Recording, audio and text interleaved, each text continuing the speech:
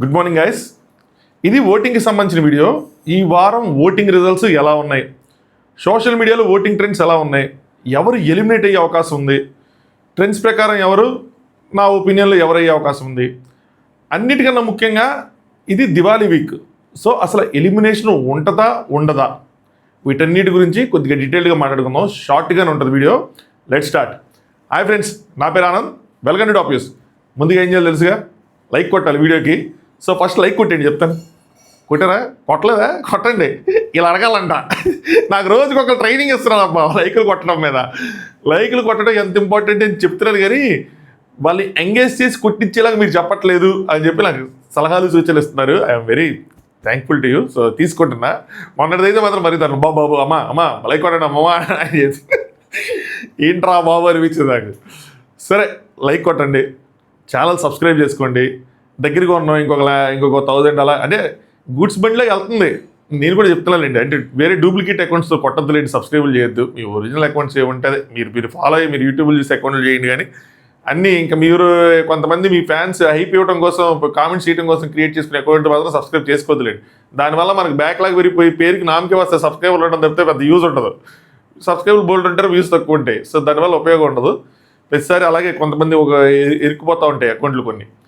Okay, ఇంక ఇప్పుడు voting వస్తే నేను 2 పాయింట్లు తమ్నేల్లో పెట్టింది ఏంటంటే, ఈ వారం అదే ఇలా జరిగితే కనుక హౌస్ షేక్ అయిపోయిందని. ఎందుకు పెట్టానంటే, కొన్ని పోల్స్లో కొన్ని చోట్ల భరణి గారు బాటంలో ఉన్నారు. అసలు హౌస్ భరణి గారు కనుక పొరపాటున ఎలిమినేట్ అయితే భరతనాట్యం ఆడేద్ది, మామూలుగా ఉండదు. ఎందుకు తెలుసా, హౌస్ మొత్తం ఉన్న టాక్ ఏంటంటే, అట్లీస్ట్ భరణి గారు ఇమాన్యుయల్ వీళ్ళ మధ్యలో ఉన్న టాక్ ఏంటంటే, భరణి గారి నెంబర్ 1, ఇమాన్యుయల్ నెంబర్ 2, ఆయనే నెంబర్ 1 అన్నట్టు ఆయనే నెంబర్ 1 అని చెప్పి ఎవరు చెప్పారు? మామూలు వ్యక్తి ఎవరైనా చెప్తే పట్టించుకునే వాళ్ళు కదేమో, మరి చెప్పిన వాళ్ళు ఎవరు ఉన్నారు? దువ్వాడు మాదిరి గారు. మరి అట్ట ఉంటుందండి, ఆ రేంజ్ ఉంటుంది, డెప్ప పగిలిపోయింది అన్నట్టు. ఆ రేంజ్లో ఆవిడ చెప్పేపాటికి ఆయన ఓకే మన ఇద్దరం టాప్ 2లో ఉంటాం, ఇమాన్యుయల్ నువ్వు నేను ఊహించుకుంటున్నారు. హౌస్కి ఇది చెప్తుంటారు, తెలిసిపోయి ఉంటుంది. మామూలుగా ఇల్లు అనుకోవడంతో ఒక్కొక్కళ్ళు చేంజెస్ కనిపిస్తూ ఉన్నాయి. అయితే అలాంటి హౌస్లో నెంబర్ 1 నెంబర్ 2 పొజిషన్లో ఉన్న భరణి గారికి బయట ఎంత ఓటింగ్ ఉందా అంటే, కొన్ని పోల్స్ చూస్తుంటే అమ్మా అయ్యేటట్టు ఉంది, ఇదేదో అన్నట్టుంది. సో భరణి గారు ఒకవేళ ఎలిమినేట్ అయితే మాత్రం తనుజ అండ్ దివ్య తీసుకోలేరు. ముఖ్యంగా దివ్య అస్సలు తీసుకోలేదేమో. ఎందుకంటే మా వల్ల ఏమైనా ఆయన గేమ్ ఎఫెక్ట్ అయ్యి ఆయన ఇదైపోయాడా? స్టార్టింగ్ నుంచి సూపర్గా ఆడుతున్న ఆయన, ప్రతి టాస్క్లో 100% 200% ఇచ్చిన ఆయన, ఇంజరీస్ ఉన్నా, చెయ్యి ఇంజరీ ఉన్నా బలంగా ఆడిన ఆయన, ప్రతి టాస్క్ ఆల్మోస్ట్ గెలిచిన ఆయన, ఇప్పుడు అందరూ చెప్పినట్టు మా రిలేషన్ల వల్ల, మా బాండ్ల వల్ల, మేము నాన్న అన్న అని పిలవటం వల్ల అది ఆయనకి ఎఫెక్ట్ కొట్టిందా, ఆడియన్స్ దాన్ని తీసుకోలేకపోయారా అని చెప్పి ముఖ్యంగా వీళ్ళు తీసుకోలేరు. 2-3 రోజులు కంప్లీట్ డౌన్ ఉంటారు. దాని తర్వాత హౌస్లో ఎవరైనా బాండ్ అంటే ఇంకంతే, బాండ్ని ఎత్తితే చూడండి ఇంకెత్తరు. కానీ ఇది జరగడానికి ఛాన్స్ ఉందంటే ఉంది. కొన్ని పోల్స్ అదే చెప్తున్నాయి భరణి గారని. ఇంకొన్ని పోల్స్ ఏం చెప్తున్నాయంటే రాము అని చెప్తున్నాయి. రాము ఇనీషియల్ వారాలకి ఇప్పటికీ చాలా మారిపోయాడు. చాలా అంటే చాలా మారిపోయాడు. ఇనీషియల్గా ఏంటో అమాయకంగా డల్గా ఉండేవాడు. ఇప్పుడు కొంచెం కాన్ఫిడెన్స్ వచ్చింది, గట్టిగా మాట్లాడుతున్నాడు, గట్టిగా తన పాయింట్ చెప్తున్నాడు. ఏమో ఇది కాంట్రడిక్టింగ్గా ఉంటుందన్నా సరే లేదు నేను పెట్టాలనుకుంది పెట్టేస్తున్నాడు. ఆ సంచాలకుగా చేసినా, లేదంటే నేను దివ్యల మాదిరి వర్సెస్ రీతు మధ్య గొడవ జరుగుతున్న, దివ్యల మాదిరి గారు వర్సెస్ రీతు మధ్య గొడవ జరుగుతున్నా, అంటే ప్రేక్షకులు ప్రతిదీ నిశ్చితంగా గమనిస్తూ ఉంటారు. యాడ్ చేస్తున్నామా, సఫిక్స్లు ప్రిఫిక్స్లు యాడ్ చేయట్లేదా ఇది అని చెప్పి అర్థమైంది అనుకుంటా. సో అవన్నీ అవన్నీ పెడుతున్నాడు, పాయింట్స్ పెడుతున్నాడు, ఎక్కడ చోట పెడుతున్నాడు. సో సమ్వేర్ కొంచెం మారాడు. నిన్న కళ్యాణ్తో జరిగిన కాన్వర్జేషన్లో ఒక బ్యూటిఫుల్ కాన్వర్జేషన్ జరిగింది. కళ్యాణ్ తనుజ కోసం చెప్తాడు, చూడండి ఉంటే ఆ వీడియో చూడండి. దీనికన్నా ముందు వీడియో ఉంటుంది, మిడ్ నైట్ టాక్స్ పార్ట్ 2 అని చెప్పి. అందులో చెప్తాడు, ఏం చెప్తాడంటే, నేను ఒకప్పుడు మామూలుగా ఉండేవాడిని, కెప్టెన్సీ వచ్చి నాలో బాధ్యత వచ్చిన తర్వాత నేను చాలా మారిపోయాను. అంటే ఇలా రిలేషన్షిప్లు ఇది కాదు ముఖ్యం, గేమ్ అన్నట్టు చెప్తా ఉంటాడు. సో పెద్దలు చెప్పే సామెత కరెక్టేనేమో, అల్లర్చల్లరగా తిరుగుతూ ఉంటే పెళ్లి చేసేయండి రాడికి, బాధ్యత తెలిస్తే ఆడే సెట్ అయిపోతాడు అన్నట్టు ఇక్కడ మరి రాము కూడా అలా సెట్ అయిపోయానని చెప్తున్నాడు అనమాట. సో గేమ్ అన్నట్టు, ఇంకా అలాంటి అమ్మో ఎవరు వెళ్ళిపోయినా బాధపడే సిచ్యువేషన్లో ఉండకూడదు అన్న విధంగా కళ్యాణ్ చెప్తున్నాడు రాత్రి. సో కానీ రాముకి ఫస్ట్లో గట్టిగా ఓటింగ్ ఉంది. ఎందుకు, అప్పటికి ఇంకా ఎవరికి సెట్ అవ్వడంతో అమాయకంగా కనిపించాడనో, లేదంటే రాముని తొక్కేస్తున్నారనో, రాముని పట్టించుకోవట్లేదనో, ఏదో ఇంకోటి అని చెప్పి రాముకి ఓటింగ్ ఉంది. కానీ ఎప్పుడైతే అందరి గేమ్ ఎక్స్పాండ్ అయిందో, అంటే అందరి గేమ్లు అనేది బయటకు వచ్చినాయో, ఆడియన్స్ నెమ్మదిగా షిఫ్ట్ అయ్యి ఫ్యాన్స్ కింద సెట్ అవుతూ ఉన్నారు. ఇంకా పర్సంటేజ్ ఉన్నారు ఇంకా సెట్ అవున వాళ్ళు, కానీ బట్ సెట్ అవుతున్నారు. ఈ టైంలో రాము తర్వాత కెప్టెన్ అవ్వటం, ఆ వారం నామినేషన్ లేకపోవటం, తర్వాత ఇప్పుడు నామినేషన్లోకి రావటం, ఒకేసారి చూసుకుంటే రాము బాటంలో ఉన్నాడు. కానీ ఇక్కడ నాకున్న డౌట్ ఏంటంటే సోషల్ మీడియా పోల్స్ రాము విషయంలో నమ్మలేమేమో. జనరల్గా సోషల్ మీడియా పోల్స్ ఎవరు బాటంలో ఉంటే వాళ్ళు వెళ్ళిపోతున్నారు. ఇవి మొత్తం అన్ని వారాలు ఇవే జరిగినాయి. అయితే నమ్మలేమేమో నాకు ఎక్కడ కొడుతుందంటే రాముకి రూరల్ ఓటింగ్ ఉంటుంది, అది సోషల్ మీడియాలో కనిపించదు. పల్లెటూరు నుంచి అటు నుంచి పడిద్దేమో అని అనుకుంటున్నాను నేను. అక్కడి నుంచి మిస్డ్ కాల్స్ ఎక్కువ వెళ్తాయేమో, అది మనకు సోషల్ మీడియాలో కనిపించేదేమో అని అనిపిస్తూ ఉంటుంది. ఇది రెండోది. మూడోది షాక్ తప్పదని ఎందుకనంటే ఈ రెండు విషయాల వల్ల షాక్ తప్పదని. మూడోది స్టార్టింగ్ నేను ఫిక్స్ అయింది ఏంటంటే వారం స్టార్టింగ్లో ఈ వారం ఎవరు ఎలిమినేట్ అవుతారు అంటే నా గెస్ నేను అనుకున్నది ఏంటి అంటే దివ్య గారు ఎలిమినేట్ అవుతారేమో అని అనుకున్నా. ఎందుకు అంటే ఆవిడికి ఒకటి స్ట్రాంగ్ ఫ్రెండ్షిప్లు అపార్ట్ ఫ్రమ్ బర్నీ గారు స్ట్రాంగ్ బాండింగ్స్ కానీ ఏది కానీ ఎక్కడ కనిపించట్లా, స్ట్రాంగ్ రైవలరీస్ ఎక్కడ కనిపించట్లా. గొడవలు అవుతున్నాయి బట్ ఈ రైవలరీ ఉంది, ఇలా వెళ్ళాలి అని. ఇప్పుడు చూడండి ఐషా వచ్చింది, తనుజ నువ్వే నా టార్గెట్ ఎగ్జిక్యూట్ చేస్తున్నా. అలాగా ఒక టార్గెట్స్తో ఇప్పుడు మాధురి గారు నెక్స్ట్ రమ్య ఇండైరెక్ట్గా కళ్యాణ్ టార్గెట్ చేశారు. అలా ఆవిడని ఎవరు టార్గెట్ చేయట్లా పర్ఫెక్ట్గా ఈవిడ టార్గెట్ అన్నట్టు. అలాగే ఆవిడ గేమ్ ప్లే కూడా బయటికి రావట్లేదు. ఎప్పుడైతే బర్నీ గారితో ఇదైపోయారో ఇండివిజువల్గా ఉండుంటే దివ్య గారు బాగా షైన్ అయ్యేవాళ్ళేమో, వేరే ఉండేదేమో గేమ్ ప్లే. బట్ ఎప్పుడైతే ఆ బాండ్ కలిసిందో దాని తర్వాత నుంచి వాళ్ళిద్దరి మధ్య కాన్వర్సేషన్స్, వాళ్ళిద్దరి మధ్య డిస్కషన్లు, వాళ్ళిద్దరి మధ్య ఏడుపులు, వాళ్ళిద్దరి మధ్య ఈ బంధాలు అనుబంధాలు తప్పితే ఇంకెక్కడ దివ్య షైన్ అవ్వాల. టాస్క్ రాని గెలిచినా కూడా ఏమైపోయిందంటే వీళ్ళిద్దరు కలిసి ఉండటం వల్ల అది కూడా పెద్ద షైన్ అవ్వాల. ఓకే పర్లేదు, కానీ నామినేషన్ నుంచి సేవ్ అయ్యారు, దాని ఇంపాక్ట్ కనిపించలేదు. అక్కడ ప్రాబ్లం అయిపోయింది. సో నేను ఇలా అనుకుంటున్నాను. కానీ ఆవిడకి సోషల్ మీడియా పోల్స్ చూసినా ఎక్కడ చూసినా కూడా కొద్దిగా ఓటింగ్ అప్పర్గానే ఉంది, పైనే ఉంది. ఇది నా ఒపీనియన్. Next house opinion. హౌస్లో చూసుకుంటే ఏంటంటే సుమన్ శెట్టి అన్న అవుతారని వాళ్ళు అనుకున్నారు మొన్నటిదాకా స్టార్టింగ్లో. సుమన్ శెట్టి అన్న కానీ దివ్య కానీ లేదంటే పవన్ కానీ వీళ్ళ మధ్యలో ఉంటుందని వాళ్ళ డైరెక్ట్గా చెప్పలేదు కానీ ఇండైరెక్ట్ డిస్కషన్స్ అర్థమైన పాయింట్. కానీ ఎప్పుడైతే సుమన్ శెట్టి అన్న గ్రౌండ్లోకి దిగి బాల్ని ఫుట్బాల్లో ఆడుకున్నాడో, ఆ టాస్క్లో బాగా ఎఫర్ట్స్ పెట్టాడో, దాని తర్వాత కెప్టెన్ అయ్యాడో, గ్రాఫ్ అనేది చేంజ్ అయిపోయింది. అక్కడ వాళ్ళ పాయింట్ ఆఫ్ వ్యూ చేంజ్ అయిపోయింది. ఇక్కడ మనకి ఎలాగో సుమన్ శెట్టి అన్నకి పడుతున్నాయి. నేను నైట్కి వెళ్ళాను అంటే పడుకునే ముందు ఇప్పుడు ఇది ఇంకా టఫ్ అయిపోతుంది అని చెప్పి. ఆ డైలాగ్ మీనింగ్ ఏంటంటే ఎలిమినేషనే, ఇది ఇంకా టఫ్ అయిపోతుంది, చాలా అంటే చాలా టఫ్ అయిపోతుంది, ఎవరు వెళ్తారో చెప్పలేని సిచ్యువేషన్ ఉంది అని. సో దివ్య, డెమాను, ఇప్పుడు మరి సుమన్ శెట్టి అన్న సేవ్ అయిపోతే వాళ్ళు ఎలా అనుకున్నారు కదా, ఇప్పుడు లేకపోతే ఇంకెవరుంటారు అని చెప్పి.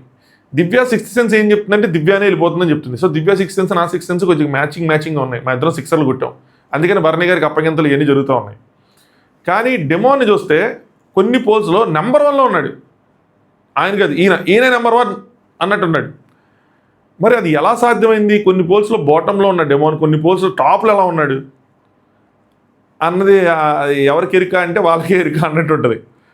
కానీ నా పాయింట్ ఆఫ్ వ్యూలో డెమాన్ మరీ డేంజర్ జోన్లో ఉంటాడు కానీ ఎలిమినేట్ అయ్యబడేమో అనుకుంటున్నాను. ఎందుకంటే ఇప్పుడే ఆట ఒక స్టేజ్కి ఎక్కడ వచ్చిందంటే ఫిజికల్ ఎఫర్ట్స్ పెట్టుకొని బలంగా ఆడుకునే స్థాయికి వచ్చింది. అందులో టీములు విభజించబడతాయి.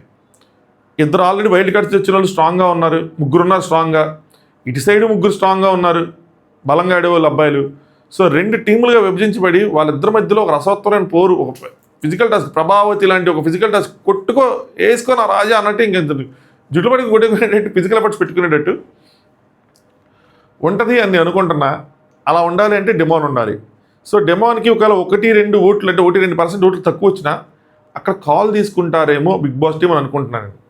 అలాగే అట్ ద సేమ్ టైం రాముని పంపిరేమో. సో అటు తిరిగి దివ్య దగ్గరికి వస్తుందేమో అనుకుంటున్నాను.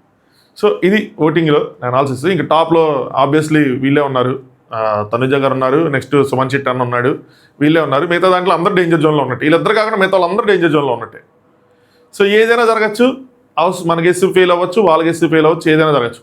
కానీ ఇంకోటి, నా ఇన్స్టాగ్రామ్ బ్రాడ్కాస్ట్ ఛానల్లో ఓటింగ్లు తక్కువ పడినా ప్రతి వారం ఎప్పుడైనా పోల్ పెడితే అక్కడ ఎంత వస్తుందో అక్కడ ఎవరైతే బాటంలో వస్తారో వాళ్ళే ప్రతిసారి వెళ్ళిపోతూ ఉండేవాళ్ళు.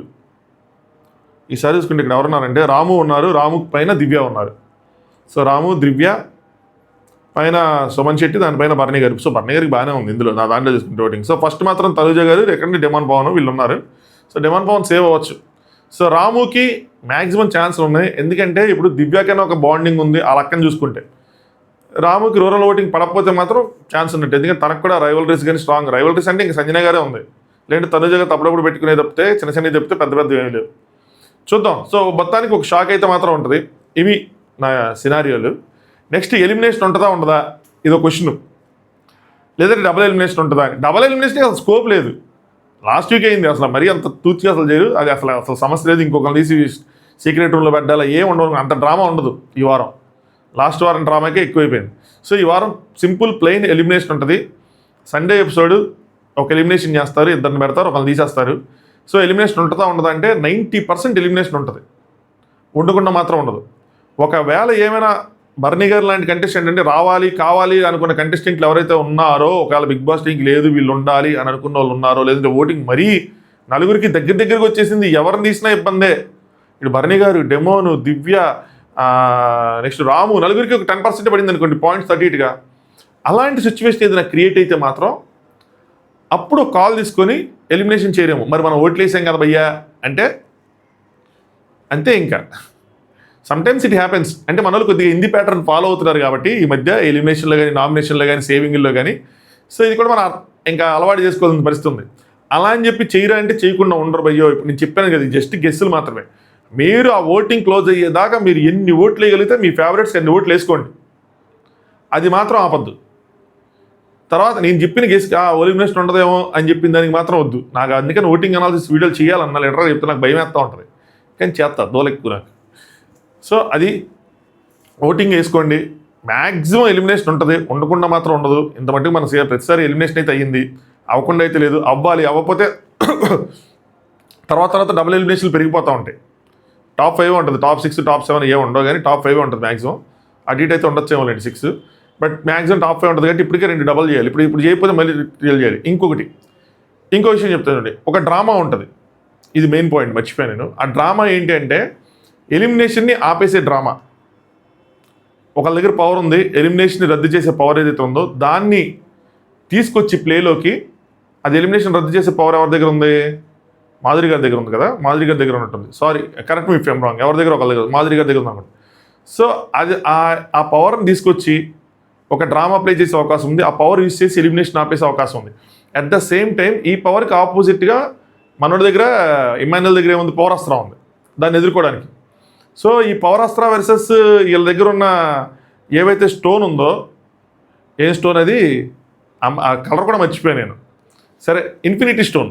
ఈ ఇన్ఫినిటీ స్టోన్ వర్సెస్ ఈ పవర్ అస్త్ర జరిగే యుద్ధం చూడటానికి సిద్ధం అన్నట్టు. సో దాంతో ఎలా ఎదుర్కోవాలి, వాళ్ళు వాడినప్పుడు దాన్ని ఎలా ఆపాలి. నేను ఇంకా కెప్టెన్సీ కంటెండర్ జరిగినప్పుడు నేను ఒకటి అనుకున్న, బయట చెప్పలేదు. అది ఏంటంటే నిఖిల్కి ఎప్పుడైతే బిగ్ బాస్ అడుగుతాడో మీరే నెక్స్ట్ పోటీ చేయాల్సి వస్తుంది అన్నప్పుడు పవర్ అస్త్ర యూజ్ చేసి తినేమైనా కంట్రోల్ చేయొచ్చా దాన్ని అని అనుకున్నా నేను. బట్ అలా ఏం లేదు.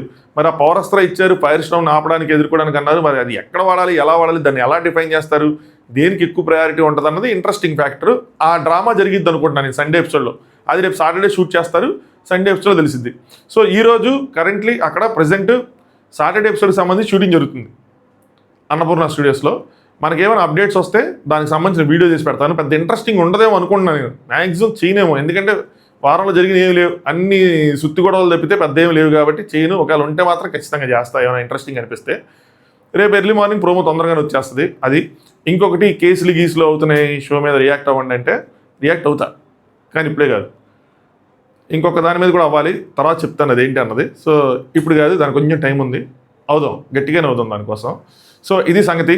వీడియో లైక్ చేయకపోతే లైక్ చేయండి, ఛానల్ సబ్స్క్రైబ్ చేసుకోండి. మీరు ఎవరికి ఓటేస్తారన్నది కామెంట్ చేయండి. ఎవరు ఎలిమినేట్ అయిపోతారని మీరు అనుకుంటున్నారు, మీరు చూస్తున్న పరిస్థితులను బట్టి, మీరు చూస్తున్న గేమ్ని బట్టి ఎవరు ఎలిమినేట్ అవుతారని మీరు అనుకుంటున్నారో వాళ్ళ పేరు కామెంట్ చేయండి. ప్రోమోలో ఈరోజు వచ్చింది కూడా మనం నిన్న నైట్ మిడ్ నైట్ టాక్స్లో చెప్పేసుకున్నదే, కెప్టెన్స్ అయింది. సో అది ఆల్రెడీ పెట్టేసాను వీడియో, ఎవరైనా చూడాలంటే చూడండి. మిడ్ నైట్ టాక్స్ 1 అని ఉంటుంది, దాని ఇప్పుడు నేను కెప్టెన్స్ రాసుకుని అప్డేట్ చేస్తాను దాని టైటిల్. నెక్స్ట్ దాని తర్వాత కళ్యాణ్ తనుజాని జుమ్మని లేపాడు తారాజబ్బలాగా, దాని దగ్గర వీడియో ఉంటుంది, ఇంట్రెస్టింగ్గా ఉంటుంది, అది చూడండి, అది బాగుంటుంది. ఈ రెండుకి దానికన్నా ముందు ఎపిసోడ్ రివ్యూ ఉంటుంది. షార్ట్ క్రియేట్ చేశారు, రికార్డ్ 25 నిమిషాలు పెట్టేదాన్ని. అది కూడా మీ దగ్గర టైం ఉండి, ఎనర్జీ ఉండి, డేటా ఉంటే, అన్లిమిటెడ్ డేటా ఉంటే అది కూడా చూడండి. ఇలా ఇయర్ ఫోన్స్ పెట్టుకుని అలా ఇంటా ఉండటమే, అంతే అనమాట. చక్కగా ఉంటుంది, హాయిగా ఉంటుంది. కొన్నిసార్లు నేను నిద్రపుచ్చేస్తాను కూడా, మామూలుగా ఉండదు. సో అది సంగతి.